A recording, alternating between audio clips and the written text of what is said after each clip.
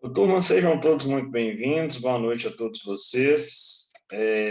Semana passada nós tivemos uma aula que foi uma aula lá na faculdade e fizemos ela até online. Obrigado aí pela presença do Anderson e dos demais também que participaram de forma online lá com a gente, né? Tivemos a presença ilustre lá da Bruninha e da Cecília, muito bacana, começando a matar as saudades, né? Graças a Deus. E por conta disso, foi uma aula mais prática, qual também eu não dei uma matéria específica, mas a gente bateu um bate-bola, um papo muito legal aí sobre as questões dos poderes e a organização do Estado e fatos atuais que a gente está trabalhando aí no dia a dia e vivenciando. Então, algo bem dinâmico, bem didático, para que a gente possa ter uma configuração e uma noção deste mercado e desse cenário nosso atual, né? Com base nisso, turma, eu utilizei da aula da semana passada e disponibilizei para vocês, dentro da nossa disciplina lá, uma VA2, tá? Então, quando a gente entra lá em Organização dos Poderes e Estados, vai ter uma VA2, que foi justamente a nossa aula, tá? A qual ela tem aí um prazo até semana que vem para vocês postarem respostas e tudo. E 3 perguntinhas básicas acerca do que a gente trabalhou semana passada. Então, nós temos tempo, todos vocês têm tempo, fiquem à vontade para responderem e trocarmos uma ideia referente a isso. Se alguém tiver alguma colocação, alguma ideia voltada a essa situação, pode trazer para dentro de sala de aula, ok? Vamos lá. Alguém tem alguma dúvida de alguma coisa das aulas passadas ou podemos prosseguir? Ok. Como eu combinei com vocês, a partir de hoje, eu não vou deixar a aula mais disponível antes da nossa aula aqui, não. Durante a nossa aula, durante o nosso horário aqui, eu vou passando aqui com vocês a nossa aula, a qual ficará gravada também para todos aí, caso não possam me acompanhar aqui. Quem tiver alguma dúvida, né, também a respeito de alguma questão da nossa aula, fique extremamente à vontade aí para a gente conversar. Então, nós falamos, gente, até hoje, de uma questão geral da organização dos poderes, das questões constitucionais quanto aos poderes, o que é o patrimônio de um, de outro, diferenciação básica entre questões atinentes a poderes aí, né? Então, executivo, legislativo, judiciário, falamos acerca da União, dos estados e dos municípios, principalmente esses 3 órgãos de organização, né, do poder executivo, e hoje a gente começa a falar justamente sobre o nosso poder legislativo, né? E quando a gente fala em poder legislativo, né, gente, nós temos que falar justamente na questão legal. Legal, o quê? Fazer as leis, né? Disciplinar a nossa legislação. E aí as funções típicas e atípicas aí dos poderes, nós temos o legislativo, que elabora as leis, né? Tantas gerais, abstratas, e faz a fiscalização orçamentária. Por quê? Porque é a Câmara de Vereadores que aprova a prestação de contas do prefeito, né? É o Tribunal de Contas do Estado que aprova a prestação de contas do Estado. É o Tribunal de Contas da União que aprova aí a prestação de contas a nível do governo federal. Então, nós temos o poder legislativo criando leis e fazendo também uma fiscalização orçamentária. Então, quando eu estou falando em fiscalização orçamentária, eu estou falando também em aprovação desses institutos, né? E os legislativos aí, que nós vamos ver também, fazem julgamentos sobre crimes de responsabilidade, que a gente vai trabalhar isso dentro daqui, né? Exemplos aí, nós estamos falando das comissões parlamentares de inquéritos, né? As CPIs aí, as investigações aí existentes. Já o poder executivo, né, turma, ele tem o poder e o papel primordial aí de administrar a nossa máquina pública, tanto a nível municipal, estadual ou federal, representado aí pelos prefeitos, governadores ou presidente da República. E aí os poderes executivos têm a possibilidade de criar medidas provisórias, né? E os poderes executivos também fazem aí julgamentos dos processos administrativos. E, por último, o último poder, que é o judiciário, que tem essa atividade jurisdicional, que nada mais é do que ver se a lei está sendo aplicada da forma adequada, da forma correta, né? E aí essa atividade jurisdicional faz nada mais, nada menos, né, do que a verificação de todos os atos administrativos e também confere aí se essas iniciativas legais estão sendo devidamente tomadas.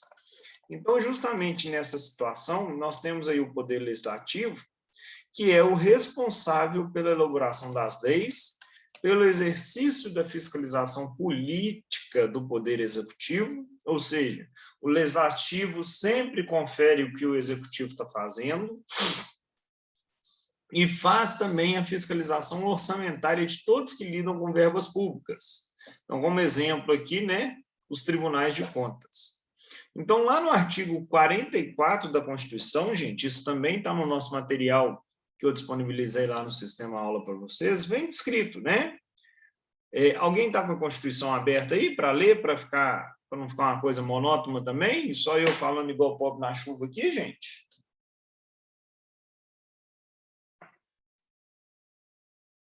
Abre a Constituição aí, que é bom que vocês vão acostumando, abre o áudio, vem conversar comigo. Cecília e Bruna, hoje, né, que fechou o vídeo, estão esnobando a gente, né, Anderson? Pois é. Nada, pessoa. Tô até com vergonha aqui. Eu tô assistindo aula e cozinhando.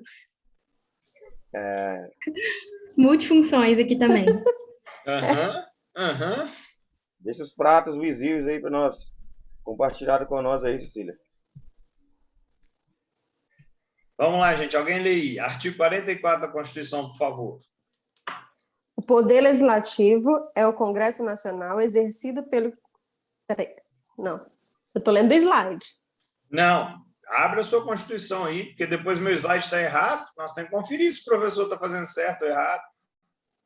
Ah, mas eu tô na cozinha. Ninguém tem Constituição aí, não? Eu tô com ela aberta aqui, eu vou ler. Então vamos lá, por favor. O Poder Legislativo é exercido pelo Congresso Nacional, que se compõe da Câmara dos Deputados e do Senado Federal. Perfeito. Então, porque o meu texto aqui está todo desconfigurado, né? Ele é exercido pelo Congresso Nacional, né, gente? O Congresso Nacional nada mais é do que a Câmara dos Deputados e pelo Senado Federal, né? Então, nós temos aí o Poder Legislativo a nível federal, que é justamente essa questão. E essa forma federativa de Estado, o que há? É uma casa composta por representantes dos Estados Federados e do Distrito Federal, e outras para os representantes do povo, né, que é a Câmara dos Deputados. Então, gente, nós temos aí, né, o Poder Legislativo é a manifesta conjugação da vontade das duas casas que o compõem. O Congresso Nacional, que é a unificação dessas duas casas, compostas pela Câmara dos Deputados Federais e pelo Senado Federal. Isso é muito legal, muito interessante. Uma cultura aí que vocês vão aprender e com o tempo a gente vai vislumbrar. Até falei com os alunos lá, semana passada, com vocês, que é muito legal que a família, quando a gente puder voltar aí nas questões totalmente presenciais, a gente participa e faz uma excursão em Brasília muito legal, onde a gente passa pelos congressos, né? Pelo Congresso como um todo, a gente passa aí no STF, no STJ. É uma visita de 2 dias com um guia totalmente voltado na área do direito, explicando para a gente. E é muito legal quando você começa a entender alguns significados, por mais bobo que pareça ser, mas não é. Exemplo, quando você assistir na TV e ver o Senado Federal, você vai ver que o Senado, a cor marcante do Senado é o quê? Azul. E quando você vê a Câmara dos Deputados Federais, você vai ver que a Câmara dos Deputados Federais, a cor marcante é o quê? Verde. O tapete é verde na Câmara dos Deputados Federais e o tapete é azul, né? a cor predominante é azul no Senado. Então, é justamente mostrando a união entre a terra e o céu. Azul de céu e verde de terra aqui, de campo. Ou seja, no campo de deputado federal a gente discute e o Congresso Nacional e o Senado faz justamente uma convalidação. Então, é a união entre os dois poderes, né? Legislativos aí, as duas casas legislativas, apenas para figurar aí, para a gente entender também a função desse todo trabalhando em conjunto. A união nada mais é do que uma estrutura bicameral, ou seja, o que é estrutura bicameral, né, gente? É a Câmara dos Deputados, que a gente acabou de falar, mais o Senado Federal, né? Os estados são compostos pelas suas assembleias legislativas, né? E os municípios pelas câmaras de vereadores, né? É claro que cada um legislando acerca da sua competência. Então, o Congresso Nacional, composto pela Câmara dos Deputados Federais, mais o Senado, vai discutir, vai promover, vai fazer atos ali a nível federal, né? A Assembleia Legislativa do Estado de Minas Gerais vai legislar assuntos e coisas que ela tem competência a nível estadual. E a Câmara de Vereadores aqui de Belo Horizonte vai legislar e trabalhar sobre questões atinentes a assuntos o quê? Municipais, restritivo a Belo Horizonte, tá? Então, nós não temos uma expressão de organização do Legislativo dos Estados, Distrito Federal, Município, mas a intenção e a convalência desses estados e municípios é no mesmo sentido de pensar aí no Congresso Nacional. Então, o Congresso Nacional, turma, nada mais é que é composto pela Câmara de Deputados, do Senado Federal também, e desenvolve suas atividades ao longo da sua legislatura. E a legislatura no Congresso tem lá justamente o quê? Um período de 4 anos. Quem está aí, por favor, com a Constituição, lê para mim, parágrafo único do artigo 44 da Constituição. Parágrafo único, cada legislatura terá duração de 4 anos. Ok, então nós temos aí, né, quando a gente está falando em mandatos de executivo a nível estadual e federal, ou seja, governador e presidente da República, deputado estadual, deputado federal e senador, todos esses acontecem de 4 anos. E depois, quando a gente tem legislatura referente a executivo municipal, prefeito e Câmara de Vereadores e um senador, nós temos esse processo legislativo ocorrendo também de 4 em 4 anos, ok? Então, a legislatura coincide com os deputados federais eleitos para uma única legislatura, e senador são eleitos para 2 legislaturas com mandato de 8 anos. Então, é o seguinte, quando a gente vota para deputado estadual, federal, vereador, prefeito, governador, presidente da República, o mandato deles é o quê? 4 em 4 anos. E quando a gente vota para o senador, o mandato dele é de 8 anos, ok? Outra situação que é interessante, isso parece muito simples, realmente com hábito e com costume a gente vai aprendendo isso, mas é legal porque às vezes as pessoas não têm essa sintonia. Então, vereador, deputado estadual, deputado federal, senador podem ser reeleitos? Podem, quantas vezes forem. E reeleição para o Poder Executivo, prefeito, governador e presidente da República só pode ocorrer uma única vez, ok? Qualquer dúvida me interrompam, gente. Então, as sessões legislativas, né, são coincidentes ao ano civil, 1º de janeiro a 31 de dezembro, né? E as ordinárias são compostas por 2 períodos legislativos, né, que é justamente que ocorre no período normal de funcionamento do nosso Congresso Nacional, Congresso esse justamente formado ali pela Câmara dos Deputados Federais e pelo Senado, e o Congresso Nacional se reúne lá na capital federal, de 2 de fevereiro a 17 de julho e de 1º de agosto a 22 de dezembro de cada ano. Esses são os períodos legislativos a nível do nosso Congresso Nacional, ok? Aí uma observação interessante, que a sessão legislativa não pode ser interrompida sem a aprovação do projeto de lei de diretrizes orçamentárias. Ou seja, o que quer dizer isso? A gente não pode interromper o processo legislativo, ou seja, toda essa situação, sem que seja aprovada a diretriz orçamentária. Por que disso, professor? Porque a gente tem um plano plurianual, ou seja, o governo tem que apresentar uma proposta de diretriz orçamentária, o que vai gastar, como, quando e de que jeito, para ser aprovado ao Congresso Nacional. Então, é necessário essa convalidação e essa aprovação. Caso contrário, nada mais se vota. Tá?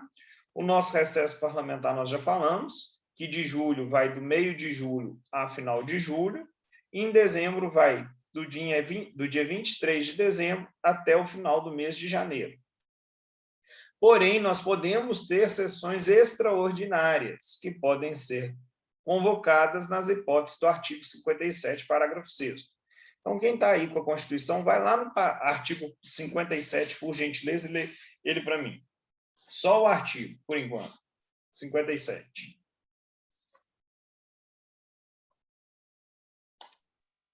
O Congresso Nacional reunir-se-á anualmente na capital federal de 2 de fevereiro a 17 de julho e de 1º de agosto a 22 de dezembro. Joia. É o que eu falei, não tem segredo nenhum. Tranquilo, gente? Aí vamos lá. Parágrafo 6º, por favor. A convocação extraordinária do Congresso Nacional far-se-á pelo presidente do Senado Federal, em caso de decretação de estado de defesa ou de intervenção federal, de pedido de autorização para a decretação de estado de sítio e para compromisso e aposta do presidente e do vice-presidente da República. Bom, perfeito. Pode ler, continuar. Pelo presidente da República, pelos presidentes da Câmara, dos Deputados e do Senado Federal, ou a requerimento da maioria dos membros de ambas as casas, em caso de urgência ou interesse público relevante, em todas as hipóteses desse inciso, a aprovação da maioria absoluta de cada uma das casas do Congresso Nacional. Obrigado, viu? Então, vamos lá. O parágrafo 6º vem e fala como e que caso que a gente pode ter a convocação do Congresso. Primeiro, pelo presidente do Senado, em caso de estado de defesa ou intervenção federal, ou pedido para decretação do estado de sítio, ou para compromisso e posse do presidente e vice-presidente da República. Ok, que acontece de 4 em 4 anos. Pode se dar também por pedido do presidente da República, ou pelo presidente da Câmara dos Deputados e do Senado Federal, ou a requerimento da maioria de ambas as casas. Em caso de urgência e relevância pública, em todas as hipóteses, com aprovação da maioria absoluta das casas do Congresso Nacional, ou seja, o Congresso Nacional é composto aí pelo Senado e pela Câmara dos Deputados Federais. Parágrafo 7º, lê para mim, por favor. Pode. Na sessão legislativa extraordinária, o Congresso Nacional somente deliberará sobre a matéria para a qual foi convocado, ressalvada a hipótese do parágrafo 8º deste artigo, vedado o pagamento de parcela indenizatória em razão da convocação. Parágrafo 8º. Havendo medidas provisórias em vigor na data de convocação extraordinária do Congresso Nacional, serão elas automaticamente incluídas na pauta da convocação. Então, por que tem essas duas questões e por que é interessante a gente estudá-las com mais afinco, né, gente? Porque quando é convocada uma sessão extraordinária, essa sessão extraordinária ela só pode decidir o que foi, né, motivado para aquela convocação. Para quê? Para não virar uma bagunça. O governo querer fazer alguma coisa para aprovar e chamar sempre uma sessão extraordinária. Então, essa sessão extraordinária, ela sempre vai versar sobre o assunto para qual ela foi convocada. E outra coisa, para que não se torne um hábito também, eles proíbem que essa sessão extraordinária seja passível de remuneração, ou seja, pagar a verba indenizatória. E, além disso, vem o parágrafo 8º e traz outra situação, que, se for chamada sessão extraordinária, qualquer medida provisória em andamento tem que ser votada. Por quê? Porque a medida provisória nada mais é do que um ato do Poder Executivo colocado em vigência, o qual trata-se de urgência e emergência, o qual tem que ser convertido em lei, em questão de prioridade. Então, se você tem uma sessão extraordinária, ela está tendo que analisar ali questões de urgência e relevâncias. Então, se tiver alguma medida provisória que ainda não foi votada e não foi colocada ainda em discussão, ela tem que ser resolvida nesta sentada. Tá ok? Exemplo. Alguém lê para mim, por favor, o artigo 62 da Constituição, por gentileza. Ô, professor, Oi, diga, Cecília. interrompendo rapidinho, você só pode repetir, por favor, quem convoca a sessão extraordinária? Está lá no parágrafo 6º do artigo 57, que vai ser o presidente do Senado, tá? Ou presidente da República, ou presidente da Câmara do Deputado e do Senado, ou a maioria das duas casas. Parágrafo 6º, inciso 1 e 2. Ok? Muito obrigada. Nada. Alguém lê para mim artigo 62 da Constituição, por gentileza. Alguém? Em Bora. caso de relevância e urgência, o presidente da República poderá adotar medidas provisórias com força de lei, devendo submetê-las de imediato ao Congresso Nacional. Obrigado. Não precisa ler tudo, não, que é muita coisa. Mas olha que interessante. Fica aí um para casa para vocês lerem aí todo o artigo 62 da Constituição, que é extremamente relevante, que fala aí das medidas provisórias.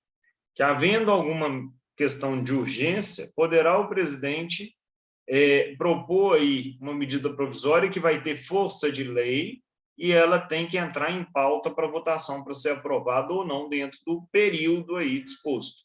Tá? Então, por favor, façam uma leitura nesse artigo 62, que a gente ainda vai trabalhar muito ele e falar muito dele aqui. Tá? Então, quando você tem essa chamada aí de urgência, o Congresso Nacional vai deliberar sobre justamente a matéria que foi convocada e eventual medida provisória. Lembrando, é proibido, vedado é a mesma coisa que proibido, tá, turma? É proibido o pagamento de alguma parcela indenizatória desses congressistas nessas sessões extraordinárias, para não virar também bagunça, né? Fiquei um ano inteiro trabalhando normal, chegou no período de recesso, eu vou convocar sessões extraordinárias e aí nós vamos ficar recebendo ali hora extra, parcela indenizatória.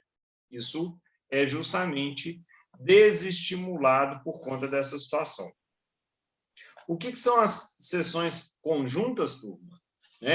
As sessões conjuntas é quando as duas casas do Congresso reúnem separadamente, de forma excepcional. A Constituição Federal determina a realização dela conjunta para inaugurar uma sessão legislativa, elaborar o regimento comum e regular a criação de serviços comuns, tanto ao Senado quanto à Câmara dos Deputados Federais, né?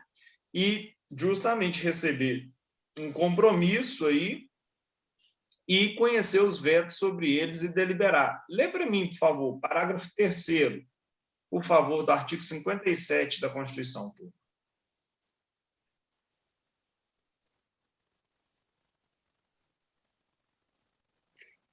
Além de outros casos previstos nessa Constituição, a Câmara dos Deputados e o Senado Federal reunir-se-ão em sessão conjunta para inaugurar a sessão legislativa, elaborar o regimento comum e regular a criação de serviços comuns das duas casas, receber o compromisso do presidente e do vice-presidente da República, conhecer do veto e sobre ele deliberar.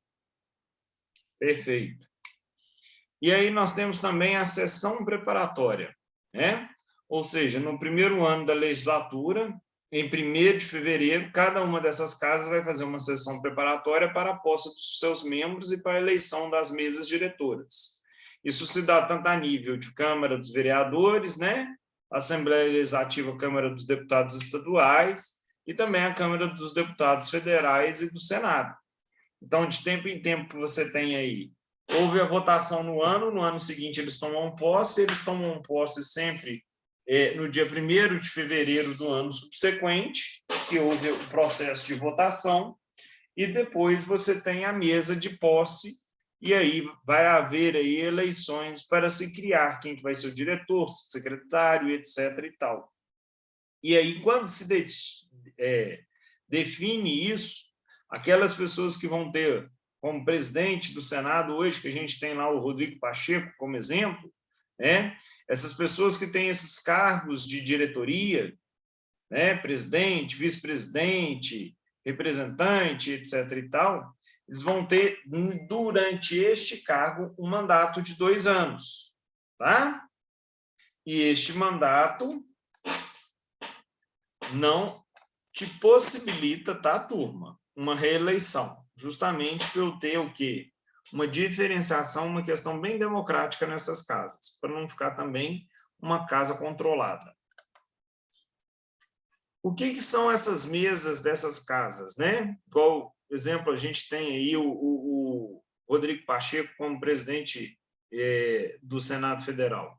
As mesas diretoras são os órgãos de direção do Congresso e das casas legislativas. São compostas por parlamentares escolhidos por seus pares para dirigir os trabalhos dessa casa. Então, eles vão eleger quem? Presidente, vice-presidente e assim sucessivamente. Do Congresso é presidida pelo presidente do Senado Federal e os outros cargos são exercidos alternadamente por ocupantes de cargos equivalentes na Câmara e no Senado. Então, eu tenho presidente do Senado, tenho vice-presidente, também vou ter presidente na Câmara, vou ter vice-presidente na Câmara e assim sucessivamente. Tá? O que eles exercem? Cargos e funções de direção.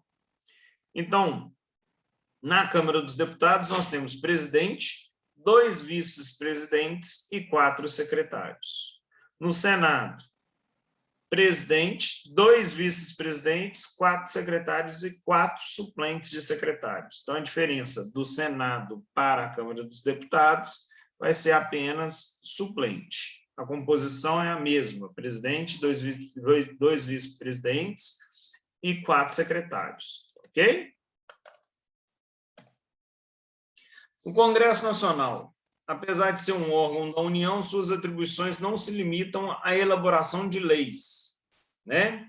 Nós temos a atribuição do Congresso justamente a essa situação, porque ele é o órgão do Legislativo, mas ele vai muito além de elaborar leis. Então, vamos lá. A primeira atribuição... Gente, se o link cair, eu mando outro, tá? Lá no grupo. Fiquem tranquilos. Atribuições legislativas. Elaboração de leis sobre todas as matérias da União. Depende sempre da sanção do presidente da República. Em alguns casos, podem a ele ser delegada por resolução do Congresso. Lê para mim, por favor, o artigo 68, turma.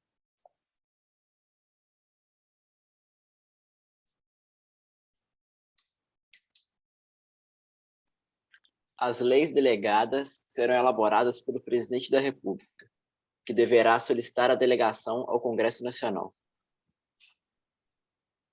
Então, o presidente também tem essa autonomia, mas deve ser sempre devidamente aprovado pelo Congresso, né?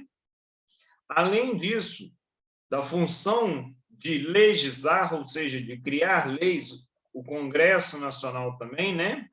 Tem a função deliberativa. O que é deliberativo? Né? De resolução, de resolver. Quando você delibera, você manda. Então, são práticas de atos concretos, autorizações, resoluções e outros indicados no artigo 49. Então, são materializados por decreto e são indelegáveis. O que quer dizer indelegáveis? O Congresso Nacional não pode passar esse poder deliberativo para nenhum outro órgão do governo, tá? E não tem a participação do presidente da República. Alguém lê, por favor, o artigo 49 da Constituição, por gentileza.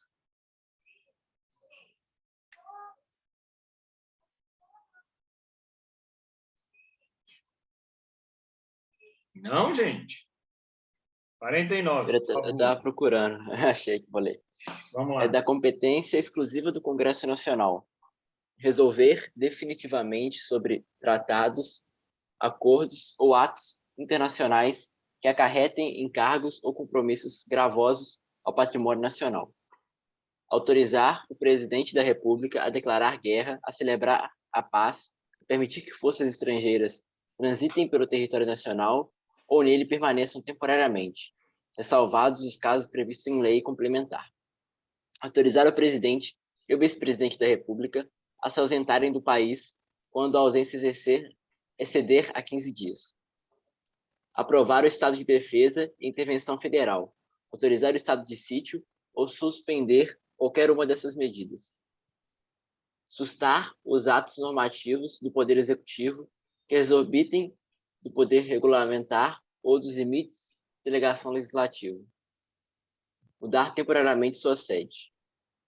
Fixar idêntico subsídio para os deputados federais e os senadores, observado o que dispõe os artigos 37, 11, 39, inciso 11, 39, parágrafo 4º, 150, inciso 2º, 153, inciso 3º e 153, parágrafo 2º, inciso 1º. Fixar os subsídios do presidente e do vice-presidente da República e dos ministros de Estado, observado o que dispõe os artigos 37, inciso 11, 39, parágrafo 4º, 150, inciso 2º, 153, inciso 3º e 153, parágrafo 2º, inciso 1º. Ok, obrigado. Olha só, com esse tanto de inciso que a gente leu aí, a gente tem várias questões deliberativas, ou seja, o Congresso Nacional não tem tão somente a possibilidade e a função de criar leis, né? E sim também deliberar sobre o que pode ser feito e o que não pode, dentro do que consta aí no artigo 49 da Constituição. Mas outra atribuição do Congresso Nacional, fiscalizar e controlar. Então, isso são feitos, essa fiscalização de controle e auditoria, feito justamente pelas famosas CPIs, né, gente? Comissões Parlamentares de Inquérito, que agora a gente está vivenciando mais uma de tantas CPIs aí, tá? Então, é uma atribuição de quê? De fiscalização e controle para ver justamente se isso está sendo feito. Então, há um controle externo, juntamente com os tribunais de conta, onde há essa fiscalização do Poder Executivo e tomada de contas, né? Quando o presidente da República, quando não presta essas contas dentro do prazo determinado para ele. Então, essas mesas diretoras, gente, tanto do Senado quanto da Câmara, podem encaminhar pedidos de informação a ministro de Estado ou titular de órgão, importando crime de responsabilidade, a recusa ou não atendimento em até 30 dias ou a prestação de informações falsas. Está lá no artigo 50, parágrafo 2º. Então, o que quer dizer isso? O Senado e a Câmara dos Deputados Federais têm essa autonomia de fazer determinadas investigações e apurações de fatos. Então, quando você vê hoje a CPI acontecendo, eles pedindo prestações de contas, pedindo explicações, não é porque eles estão indispostos com a pessoa A, B ou C, é porque é uma das atribuições também, que é a atribuição de fiscalizar e controlar. Outra atribuição interessante é julgamento de crimes de responsabilidade, né? No caso de julgamento do presidente da República ou de ministros de estados, a Câmara vai funcionar como órgão de admissibilidade do processo e o Senado como tribunal político, sob a presidência do STF. Então, nós temos aí os crimes de responsabilidade, justamente fazendo a admissibilidade disso para julgar essa questão, tá? No julgamento de ministros do STF, Procurador-Geral da República, Advogado-Geral da União e membros do Conselho Nacional de Justiça e Conselho Nacional do Ministério Público, o Senado vai funcionar como um tribunal de processo e de julgamento. Isso está lá no artigo 52, inciso 2 da Constituição, tá? E, por fim, outra última e grande atribuição que o Congresso Nacional tem é fazer as emendas constitucionais, né? Só cabe ao Congresso Nacional fazer e aprovar as emendas constitucionais. Tranquilo até aí, turma? Eu vou fazer o seguinte, eu vou encerrar esse link aqui, mandar um novo link, que aí a gente já começa do outro quadro ali, tá ok? Um minutinho.